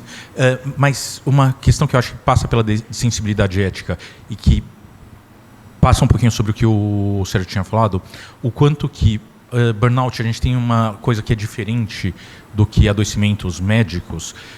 Você tem uma questão que funciona como... Algumas pessoas funcionam como reservatórios. Então, é um problema que ele funciona com padrão de transmissão. Então, é comum que o residente, por ter passado por situações, por ter contato com profissionais que ele vira uma pessoa que está em burnout e aí ele acaba sendo um vetor de transmissão para outras pessoas. Alguns docentes, como o Sérgio falou, a pessoa não está bem, talvez seja melhor afastá-la do que mantê-la naquela situação. O quanto que a gente não tem uma dinâmica importante, que é essencial a gente poder pensar no suporte, e aí não é só um suporte para o estudante, um suporte para todo o corpo, residentes e os docentes. De maneira geral, na área de saúde, os docentes têm uma resistência muito maior a lidar com isso. Eu estou participando de um projeto com o pessoal do ITA. Meus pais eram engenheiros, então eu gosto da ideia de ver também saúde mental de engenheiros, porque eu acho que é pior do que a nossa. Experiência própria, talvez. E eles, na hora que a gente estava discutindo, a gente falou, porque às vezes saúde mental dos professores, eles, nossa, a gente podia fazer isso para os professores também, nossa, que delícia, não sei o quê. A gente vai fazer um braço de avaliação dos professores. Tem um conjunto de alunos que a gente está organizando para fazer esse projeto lá e vai ver saúde mental dos professores. A gente fala isso numa faculdade de medicina, as pessoas querem sair correndo, vai ter um psiquiatra que vai estar me avaliando. Então, como que isso tem uma diferença muito grande entre os serviços. E eu falei daquela corte americana, o Healthy Minds. Ano passado, eles começaram... O survey que terminou em julho do ano passado foi o primeiro que teve uma avaliação de professores e funcionários das faculdades que participam do consórcio do Healthy Minds. Então, eles estão começando agora a ter resultados preliminares sobre a saúde mental das pessoas que fazem parte das instituições. E isso é uma questão que é importante, mas como o Sérgio falou, a gente não pode fazer uma pergunta e não garantir que a gente vai olhar para o resultado. Então, de maneira geral, a gente entra na questão que agora com a NR1 vai ficar diferente, que é a gente olha, vai ter que fazer um encaminhamento. Ou como que até agora tinha a questão que não vamos olhar porque é um problema que a gente não tem como lidar com ele. Completando, esses serviços, Araré, eles podem mudar com o tempo. Às vezes chega uma determinada época, você vê que os alunos querem fazer uma entrevista. O ideal sempre é você ver na sua instituição o que está precisando ali. Se você tem 300 alunos, se você tem 80 alunos, é diferente. Mas a regra geral hoje, que eu acho que pode ficar aí guardado, é que ter um serviço hoje, ele é muito importante. Agora, tem algumas regras que tornam esse serviço mais importante ainda e mais efetivo. Ele tem que ter uma porta de entrada fácil, várias portas de entrada. Então, ele tem que ser sigiloso. Algumas instituições fazem isso fora do campus, perto do campus, ou no meio de um lugar onde tem muita gente passando e você não sabe onde o aluno vai, então ele fica protegido na sua privacidade. A gente já visitou escolas que o aluno, para pedir ajuda, ele tinha que ir na secretaria da reitoria. Não pode, né? Aí não tem sentido. E tem que ter, como ele falou, tem que ter uma equipe mínima, o psicólogo e o psiquiatra. Por quê? Se a gente está falando... Aliás, eu esqueci de falar. Saiu um artigo semana passada sobre residentes, 10 anos nos Estados Unidos. A primeira causa de morte deles, suicídio. Quer dizer, vai na contramão do que a gente vê na população em geral. Então, é uma realidade, é um curso pesado, é uma combinação estressante. E você hoje já tem, inclusive, o sistema de acreditação de escolas médicas, ele cobra que você tenha um serviço que promova a qualidade de vida desses estudantes, que ofereça saúde mental. Vocês já participaram do SAEM, do Conselho Federal, que não é ranqueador, que não é regulador, mas ele te dá uma assessoria do que é melhor feito no mundo hoje. E o melhor feito no mundo hoje inclui um serviço de apoio.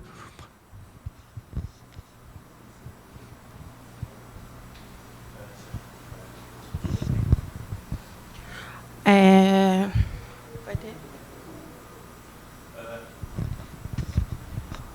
Temos 5 pessoas na plateia, temos 5 papeizinhos. Eu coloquei 0 e 1, bem, análise estatística de tabelinha. Quem tirar o 1 ganha o livro. Deixa eu só apagar.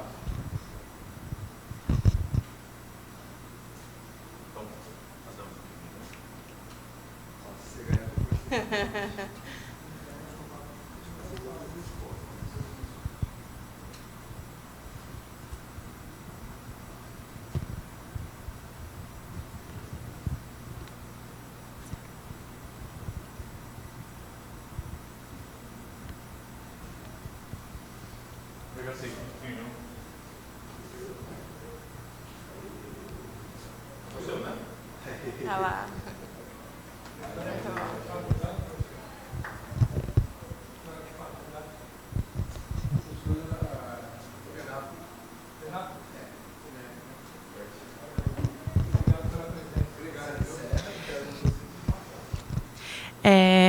Obrigada mais uma vez todos, Araré, doutor Sérgio, doutor Eduardo. A gente vai encerrar essa mesa, vamos fazer um intervalinho e às 10 horas a gente volta com a próxima.